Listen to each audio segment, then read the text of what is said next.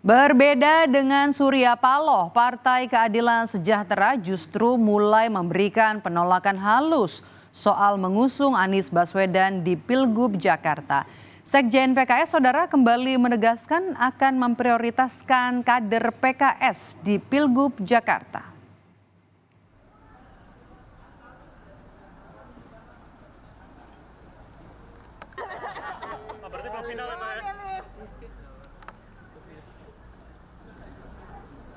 Tapi kita lihat sudah dibahas dalam. Juga muncul nama itu. Iya, enggak apa-apa ya, namanya gantian boleh lah.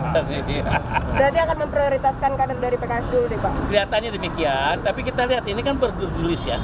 Bergejolak terus hari demi hari, situasi apa semua akan kita bicarakan. Ya. Jadi kalau menurut saya PKS ini sekarang dalam posisi siap dengan segala situasi. Termasuk masuk ke pemerintahan juga. Termasuk juga.